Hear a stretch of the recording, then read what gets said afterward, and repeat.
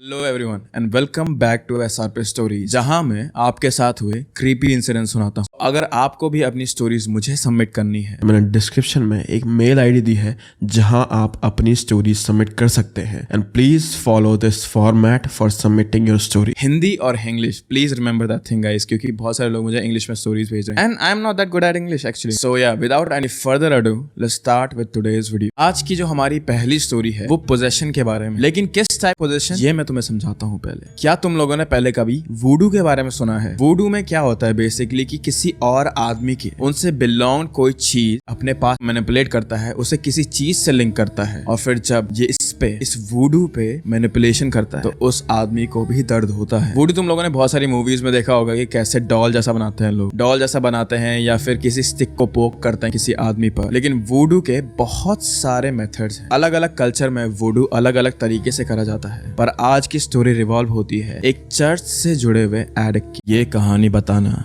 शायद मेरी जिंदगी का सबसे ज्यादा बहादुरी का काम होगा। ये कहानी शुरू होती है जब मैं 7 साल की थी।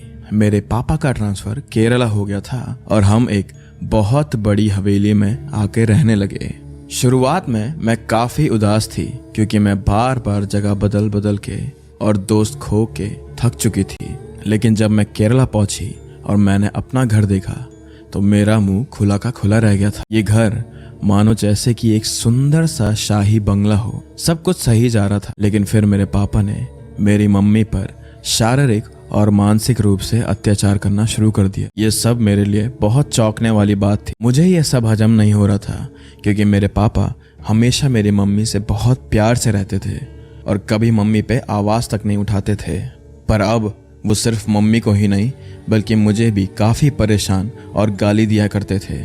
उसी दौरान वो काफी बीमार भी पड़ने लग गए थे, जिससे उनकी तबीयत बदतर से बदतर होती जा रही थी। मेरे मम्मी के पूरे शरीर पर चोट के निशान रहते थे क्योंकि पापा उन्हें तब तक मारते जब तक वो अधमरी हालत में ना आ जाए। जैसे ही मेरे मम्मी के भाई को ये सब पता लगा, वो मम्मी को एक बाबा के पास ले गए। वो मम्मी की फाइनेंशियली कुछ ज्यादा मदद नहीं कर सकते थे क्योंकि वो खुद इतने गरीब थे कि कभी कभार उन पे खाने के भी पैसे नहीं होते थे। हम लोग खुद से भी पुलिस पे नहीं जा सकते थे बिकॉज वी वर कंफ्यूज्ड कि ये सब आखिर हो क्या रहा है।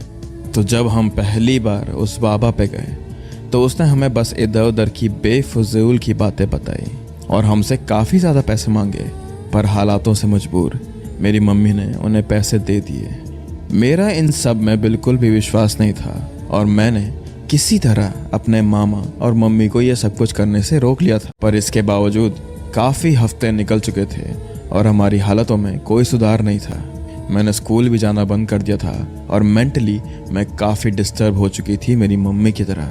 मैं काफ़ी मजबूर और डरी हुई थी जब एक रात मैं अपनी मम्मी के बगल में सो रही थी और मैंने अपने पापा को कुछ फुसफुसाते हुए सुना। मैं उन्हें देखने नीचे गई तो मैंने देखा कि मेरे पापा दारू पी रहे थे और खुद से ही बातें कर रहे थे। ये सब काफ़ी डरावना था क्योंकि देख के ऐसा लग रहा था जैसे वो सामने खड़े किसी व्यक्ति से बात कर रहे हो। ये सब काफी अजीब था और मुझसे नहीं देखा जा रहा था। मैं बस 7 साल की थी उस समय और डरी हुई थी, तो मैं भागकर मम्मी के पास जाकर सो गई। अगले दिन मैं बस अपने घर के आंगन में टहल रही थी और मैं आपको एक बात बता दूं कि मेरे घर के ठीक पीछे एक चर्च है।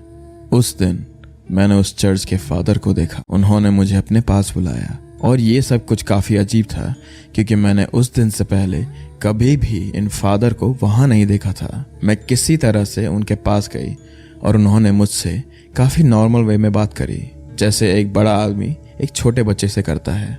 बातों बातों में हम मेरे घर के गार्डन में बैठ गए और मैंने प्लीडिंग हालत में उन्हें सब कुछ बता दिया क्योंकि एज अ लास्ट रिजॉर्ट मुझे ये लगा कि ये चर्च के फादर हैं तो शायद ये हमारी कुछ मदद कर सके। जब मैंने उन्हें घर में जो भी हो रहा है वो सब कुछ बताया तो उन्होंने मुझे एकदम से कहा कि हाँ, वो हमारी मदद कर सकते हैं, पर बस एक शर्त पे, अगर मैं वैसा ही करूं जैसा वो कहें।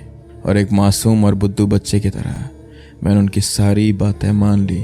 उन्होंने कहा कि अभी मेरे पापा किसी के काबू में हैं और वो मेरे पापा को बचाने के लिए एक मंत्र का इस्तेमाल करेंगे जिससे सब कुछ ठीक हो जाएगा।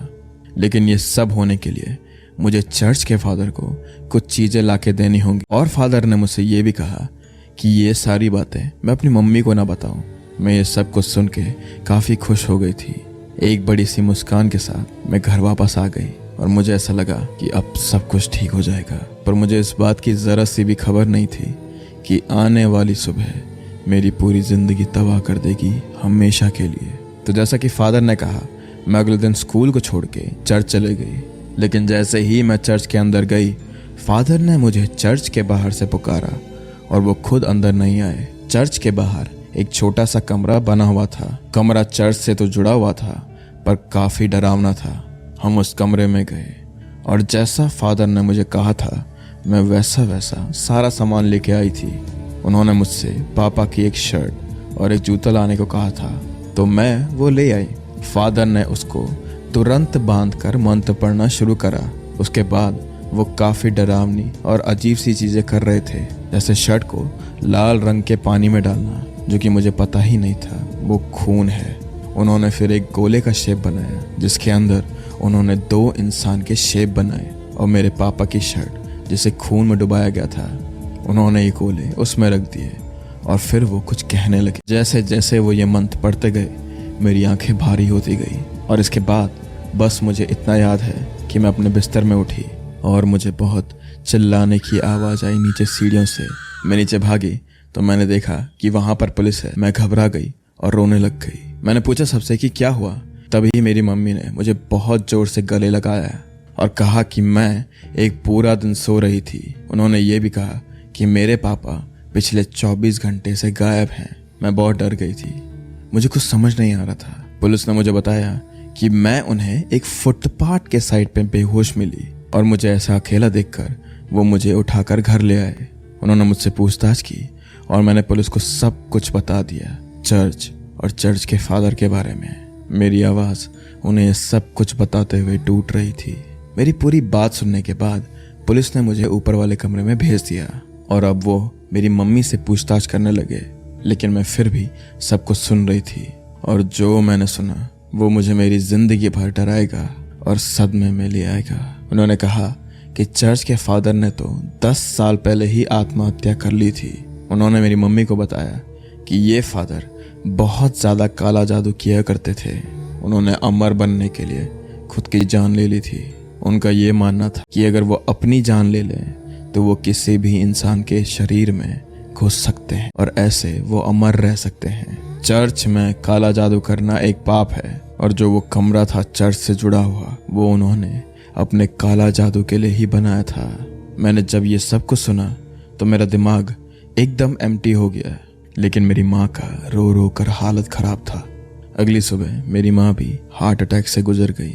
उन्होंने उस दिन मुझसे बात भी नहीं करी थी। जिस दिन उन्हें फादर वाली बात का पता चला था उन्होंने बस खुद को कमरे में बंद कर लिया था। चर्च के फादर ने मेरे पापा पे काला जादू करके उनको अपने बस में कर लिया था और जब उनकी जान लेना मुश्किल हो रहा था तो फादर ने मेरी मदद से मेरे पापा पर पूरा काबू कर लिया था। ये सब कुछ उनका एक प्लान था। तब मुझे ये समझ आया, आई वॉज द रीज़न। ये सब कुछ मेरी वजह से हुआ था। मैं आज 21 साल की हूँ। मैं केरला में एक नर्स के तौर पे काम करती हूँ और मैं आज भी उसी घर में रहती हूँ। कभी कभार मुझे घर में किसी के चलने की आवाज़ें आती हैं, लेकिन अब मुझे इसकी आदत हो चुकी है। शौक की बात यह है कि इतना सब कुछ होने के बाद भी मेरा मेंटल स्टेट अभी भी इंटैक्ट है। मुझे आज भी अपने माँ पापा की याद आती है और मैं आज भी अपने आप को इन सब चीज़ों के लिए कोसती हूँ। दिल्ली में कई सारे लोग हर महीने मूव इन करते हैं। May be it is for education purposes या फिर जॉब के लिए भी हो सकता है या फिर किसी और रीजन की वजह से भी। बट कि दिल्ली, मुंबई, जितनी भी ये मेट्रो सिटीज हैं, वहाँ लोग हर महीने कहीं सारी तादाद में मूव इन करते हैं। एंड इन सिटी की पुलिस ये ट्राई करती है कि वहाँ के लोगों को सेफ फील हो, B it on the road या फिर कभी उनके साथ कुछ हो जाए। पुलिस हमेशा इन लोगों के लिए तैनात है। आई मीन ये ऐप की दुनिया में, इस ऐप की दुनिया में, इस टेक्नोलॉजी की दुनिया में, जहाँ तुम्हारे फिंगर टिप्स पे तुम्हारा खाना है, तुम्हारे फिंगर टिप्स पे तुम्हारी नेक्स्ट फ्लाइट है, तुम्हारे फिंगर टिप्स पे तुम्हारी कार राइड है, उसमें तुम्हें कितनी सिक्योरिटी मिलेगी और कब तक। हर ऐप तुम्हारी 100% सिक्योरिटी की गारंटी नहीं देता। एंड ऐसा ही कुछ इस सेकंड स्टोरी में भी हुआ। ये लड़की एक नॉर्मल उबर राइड से घर जा रही थी, लेकिन उसे ये नहीं पता कि उसके साथ इस उबर राइड में क्या होने वाला है।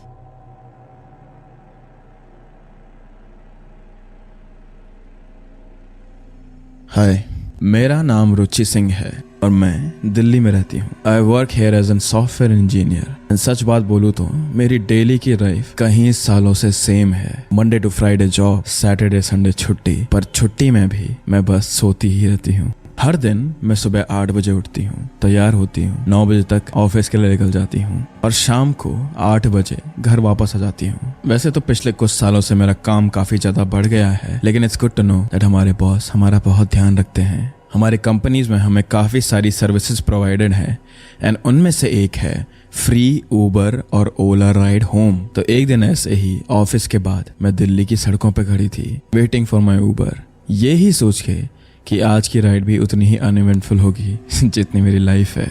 But as soon as that Uber guy called me, I knew something was wrong. ये एक मिडिल एज्ड आदमी था जिसके राइट गाल पर एक छोटा सा पैच था। वैसे तो ऊबर में बैठने से पहले मैंने ये नोटिस नहीं करा, पर जब गाड़ी कुछ 5 मिनट के लिए चली, then I saw that bruise on his cheek. Again, हर दिन की तरह मैंने एयरफोन पहने थे और मैं खिड़की की साइड पे लीन होकर सिटी को देख रही थी। I have seen Delhi so many. हर एक दिन मुझे ऐसा लगता है कुछ नया देखने के लिए मिल रहा है। हमारी गाड़ी कुछ 10 मिनट ही चली थी और मेरे घर पहुंचने में हमें आधा घंटा लगता है। तभी ही स्टॉप्ड द कार। उसने मुझसे पूछा, मैम क्या मैं यहाँ 5 मिनट रुक सकता हूँ? तो पहले तो मैंने सुना नहीं, पर फिर एयरफोन निकालने के बाद ही शाउट। वो मुझे इस ड्राइव के पैसे दे रहा था, पर मैं थकी हुई थी। मैं एनीथिंग अप, तो मैंने उसे कहा कि हाँ आप रुक सकते हो। वो गाड़ी से उतरा, 5 नहीं बल्कि 10 मिनट के लिए कहीं बाहर गया और जब वो वापस आया तो मैंने ये नोटिस करा कि उसकी शर्ट चेंज हो चुकी थी। What a weird thing to do। भला 10 मिनट क्या वो शर्ट चेंज करने गया था? माइंडेड एंड मैं दोबारा से गाने सुनने लगी। हमारी गाड़ी आगे बढ़ रही थी, लुकिंग आउट द विंडो। पर तभी मैंने नोटिस करा कि अरे ये तो रॉन्ग टर्न है। This is not my usual place. मैंने ये रास्ता पहले नहीं देखा है। गाड़ी दोबारा आगे बढ़ी तो अब हम एक नैरो पाथवे में आ चुके थे जहाँ पे पीली स्ट्रीट लाइट्स थी। Being an introvert, I did not ask him much. मुझे ये लगा कि शायद से कोई शॉर्टकट होगा मेरे घर के लिए, पर 3 साल से मैं अपने सेम रूट से घर जाती थी। I have never seen this place, तो मुझे थोड़ा डर लगा। मैंने थोड़ी हिम्मत जुटाई और मैंने इस ऊबर ड्राइवर से पूछा, एक्सक्यूज मी भैया, ये मेरा नॉर्मल रास्ता नहीं है, क्या आप एक शॉर्टकट ले रहे हो? मेरी आवाज़ शेक हो रही थी, but I still had to ask. पर जो उस ड्राइवर ने रिप्लाई करा उससे मेरे चिल्स आ गए थे। Literally had goosebumps. उसने मेरी तरफ पीछे मुड़ के देखा और कहा, मैडम आप चिंता मत कीजिए, हम बस एक छोटी सी ड्राइव पे जा रहे हैं, बस आप और मैं। I was frozen. मैं लिटरली हिल नहीं पा रही थी। बहुत सारे थॉट्स अचानक से मेरे दिमाग में आने लगे। मैंने सोचा कि क्या मैं अभी गाड़ी से, शायद तब मैं बच जाऊंगी। फिर मैंने सोचा क्या ये मुझसे मजाक कर रहा है? एक ऊबर ड्राइवर को अपने क्रेडिट पॉइंट ज्यादा इंपॉर्टेंट होते हैं, राइट? तो अचानक मेरे दिमाग में एक और ख्याल आया, I should reach for my phone. मेरा फोन मेरे बगल में ही रखा हुआ था सीट पर, तो मैंने अपना हाथ अपने फोन की तरफ बढ़ाया और पावर बटन दबाया। तो उसने अचानक से चिल्ला के कहा, फोन से क्या करेंगी आप? फोन को रहने दीजिए, हम और आप साथ में कहीं घूमने जा रहे हैं। क्या आपको मुझ पर विश्वास नहीं है? I knew this thing was stuck. मैं कुछ भी नहीं कर सकती थी, ना ही मैं अपना फोन छू पाती और ना ही मैं चिल्ला पाती। मैं अपने आप को कोसने लगी, क्यों मैंने पहले नहीं देखा कि हम किसी और रास्ते पे जा रहे हैं? Why didn't I just take a public transport? Why didn't I do this? Why didn't I do that? पर अब इन सब का कुछ मतलब नहीं था। चलते चलते अब करीब 5 से 7 मिनट हो चुके थे और अब ये नैरो रास्ता और भी ज्यादा सुनसान हो चुका था। अभी भी स्ट्रीट लाइट्स मुझे दिख रही थी, but they were spaced out. और जो यहाँ के घर थे वो दिल्ली के नॉर्मल घरों से काफी अलग थे। एक स्पीड बम्प और लेफ्ट टर्न लेने के बाद इस ड्राइवर ने गाड़ी की स्पीड कम करी तो मुझे और भी ज्यादा डर लगने लगा। उसने अपना हाथ अपने लेफ्ट वाली सीट पर रखा और वो मुझसे बातें करने की कोशिश कर रहा था कि मैं कहाँ रहती हूँ, मैं काम क्या करती हूँ, मैं कितने साल की हूँ, क्या मेरा कोई बॉयफ्रेंड है, क्या मेरा कोई दोस्त है, क्या मुझे कोई लेने आता है, क्या मैं अकेले रहती हूँ। इन सब के बीच में मैंने एक गलती कर दी, दैट डर के मारे I was replying to his each and every question. तभी मेरे फोन में मेरे दोस्त का कॉल आया। This friend of mine lives near by my house और हम रात में खाना खाने के बाद चाय पीने के लिए जाते हैं। तो आज जब लेट हो चुकी थी सो मे बी इसलिए उसने मुझे कॉल करा। जैसे ही मेरे फ़ोन में लाइट आई मैंने फ़ोन को सीधा फ्लिप करके स्क्रीन नीचे की साइड कर दी। मेरे बाल पीछे करने के बहाने मैंने एयरफोन से कॉल उठाया और मैं चुपचाप रही। वो मुझे बोलता रहा, कहाँ हो तुम, अभी तक नहीं आई? पता है ना मैं तुम्हारा कब से वेट कर रहा हूँ। पर मैं कुछ बोल नहीं सकती थी, मैं उसका रिप्लाई नहीं कर सकती थी और मैं चुपचाप रही। तभी इस ड्राइवर ने मुझसे पूछा, मैम आपको ये जगह कैसी लगी? मैंने कहा अच्छी है, यहाँ पर मेरा फेवरेट बार है, रंग रूपा चाओ। यहाँ मैं अक्सर दारू पिया करता हूँ, क्या आज आप मेरे साथ बैठना पसंद करेंगी? तो मैंने हंसकर आंसर करा, हाँ हाँ क्यों नहीं, आई विल डू इट। शायद से उसे पता चल गया होगा कि मैं डर रही हूँ क्योंकि मेरी आवाज इतनी शेक कर रही थी, पर मेरे एयरफोन में मुझे बस एक आवाज आई, समझा, और कॉल कट हो गया। That scared me even more क्योंकि मेरे फ्रेंड की आवाज was so comforting in this situation कि उसके कॉल काटने पर मैं बहुत डर गई थी। And at this point I gave up। इस ड्राइवर ने रंग रूपा बार में अपनी गाड़ी रोकी और मुश्किल से वहां गिनकर 3 लोग थे। मैंने इस जगह का नाम चेंज करा है, but I think you can imagine कि एक ऐसा बार जहां पे लोग कच्चे दारू पीने आते हैं वो कैसा होगा। मैं अकेली लड़की थी वहां, पर इस ड्राइवर ने मेरा हाथ पकड़ा हुआ था और वो मुझे खींच कर अंदर ले गया। मुझे समझ नहीं आ रहा था कि वॉज ही बीइंग फ्रेंडली और was he angry with me, क्योंकि जिस टाइटनेस से उसने मेरा हाथ पकड़ा था, it was almost like that he was assaulting me. मैं अंदर गई और चुपचाप वहाँ पे बैठी रही। उसने कुछ तो दारू मंगाई, मुझे नाम याद नहीं है, और फिर उसने उस दारू के 2 अलग अलग हिस्से करे और एक गिलास मेरे मुंह पे मारने लगा। मैडम जी पिए पिए, ऐसी शराब आपको दिल्ली के महंगे से महंगे क्लबों में नहीं मिलेगी। I was just smiling. That moment I heard that voice. मुझे पुलिस की गाड़ी की आवाज आई और अब ये ड्राइवर एकदम ही दंग रह गया था, but he did not lose his calm. उसने जो ग्लास मेरे मुंह की साइड करा था उसे नीचे रखा और शराब पीने लगा। पुलिस वहां अंदर आई और चिल्ला के मेरा नाम लेने लगी। तो उसने मुझसे कहा, अच्छा मैडम, इसका मतलब आपने मुझे अपना नाम गलत बताया था। And at that moment my friend saw me and police caught this guy. लोग शायद नहीं समझते हैं how much we trust our drivers, but seriously this event, this accident incident change my life. मैं कभी भी अब इन ऐप्स को सेम तरीके से नहीं देख पाती हूँ। And even though I still use Uber, Ola and other apps, I am always in a fear। I am traumatized। Thank you so much for watching this video, guys. Again, अगर आपको अपनी stories मुझे submit करनी है, then there is an email in my description. Yeah, with that out of the way, thank you so much for watching this video, and I will hopefully see you next time. Bye.